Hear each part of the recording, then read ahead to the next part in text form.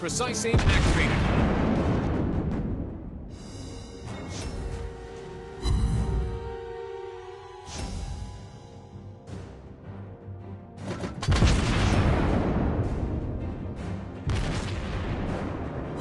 Nice shot!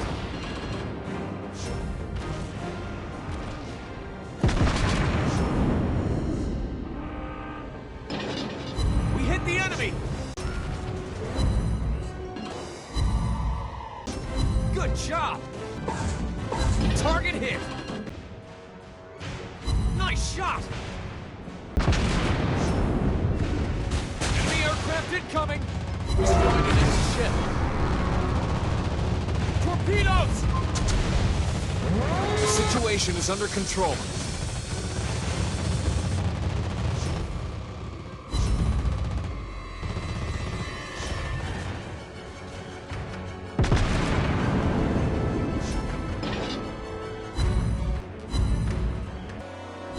Good job! Target hit!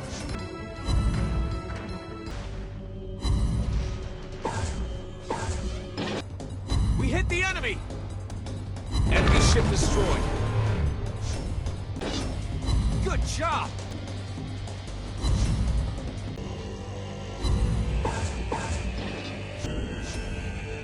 We hit the enemy!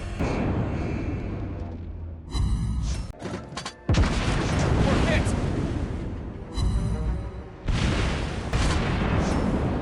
We destroyed an enemy ship! Yes, hello and welcome back to the second iteration of my cruiser's guide featuring the Japanese line. We are taking a look at Myoko today and we will be using it to showcase teamwork and how to effectively engage and disengage. And the Miyoko is a fantastic machine for that. It does get to precise aiming, charges a decent amount of survivability, still a heavy cruiser.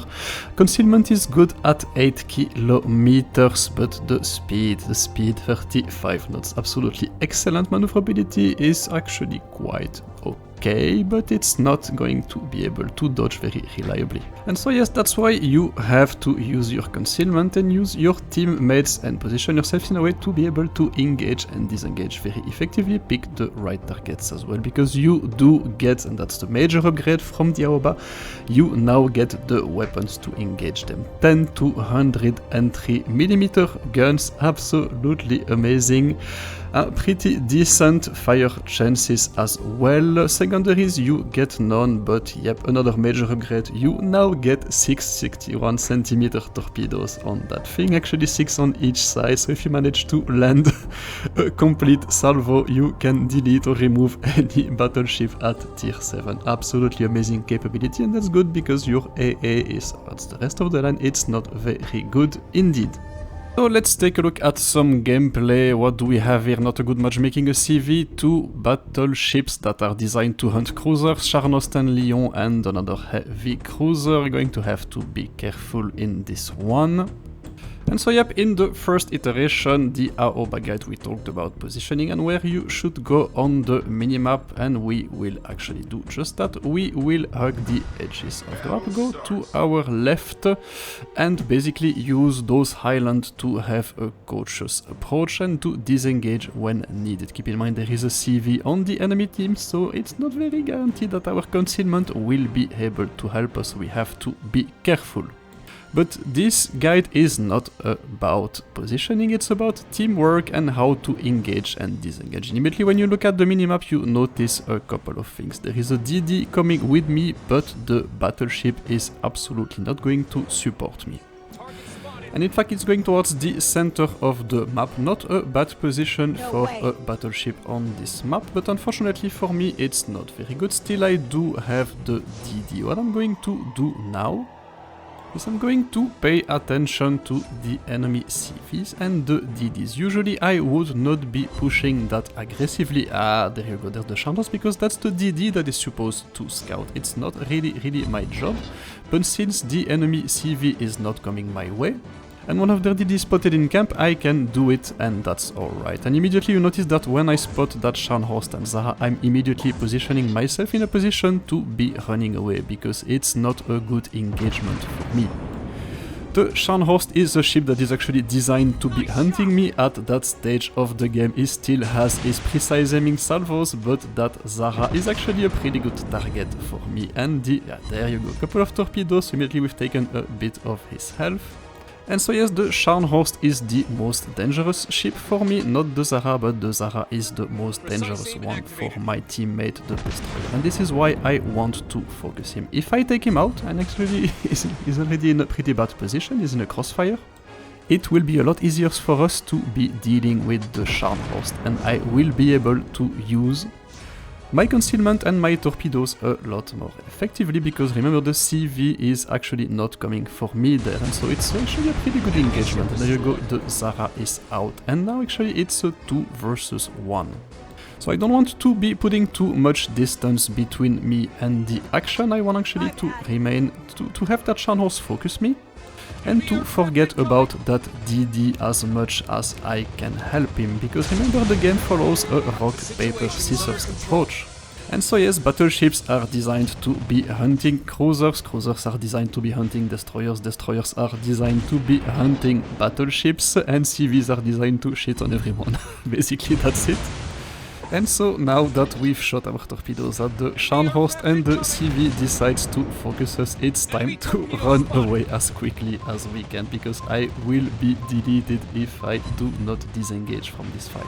So we're going to run away, and we will hope that the Scharnhorst decides to follow us, to travel as much as he can in a straight line, so the DD is able to put a couple of torpedoes into hit. Same for the CV, he becomes a much easier target to hit once he decides to simply follow me at full speed. And now we can use our speed. We can use our concealment, the CV planes are gone, we should be able to remain, we should be able to escape now. And as soon as that guy turns around and starts worrying about the DD, because the DD should probably be spotted at that range as soon as he shows any sign of, removing his attention from me, I will engage him again. And there you go, that's basically how you use your teammates. The CV is going to set him on fire, hopefully that will make my job a lot easier. I'm still in a position, no, I'm not in a position to be shooting torpedoes, but I'm in a position to be perma-firing him, and that's what we will be doing.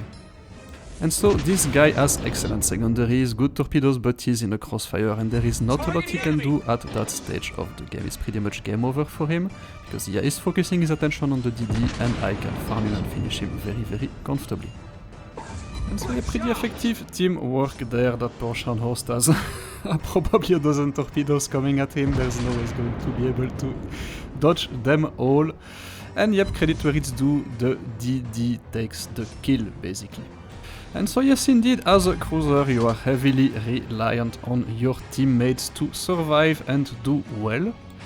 It's in essence a support class. If you prefer playing really completely solo, just play CV, just play destroyers. You will have a lot more opportunities to shine, but really cruisers are meant to be helping the team, protecting them, taking care of certain targets.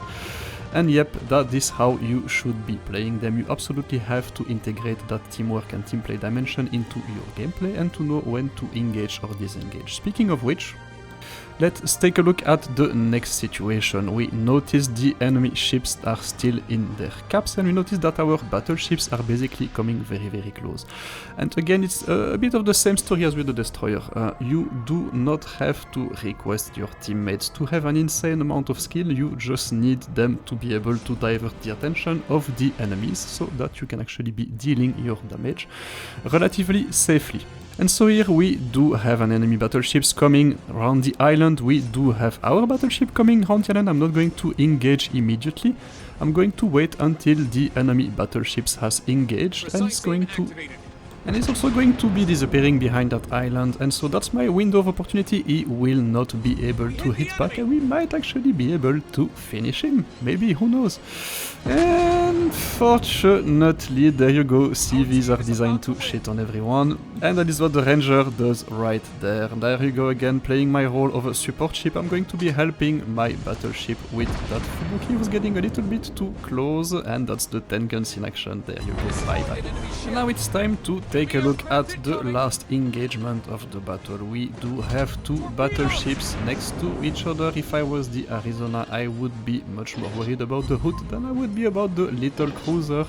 But unfortunately that is not what is going to happen. So there I'm thinking I'm pretty safe. I'm thinking that we're going to be engaging that Hood, but unfortunately for me he does not. And I'm actually I'm turning, that's why I don't take damage from that salvo, but yeah, immediately I have to disengage. This guy is not going to be leaving me alone, only 15 seconds left, probably he will not have enough time to get another salvo, but I'm not going to take any chances and I'm going to run away again, presenting my smallest target to him. And this takes us to the end of the game. We'll be able to survive this one thanks to the timer. Yes, we do indeed. So there you go, end of the guide on teamwork, engaging, disengaging, how to use your teammates effectively, how to support them effectively. Hope you've enjoyed it. Next iteration with the Takao will be about map awareness, and then we will talk about torpedoes with the Ibuki and concealment with the Sao. There you go, end of the guide. Hope you've enjoyed it. Learned a couple of interesting things. Stay safe, take care. That was DeathFromAbove signing out. Bye bye.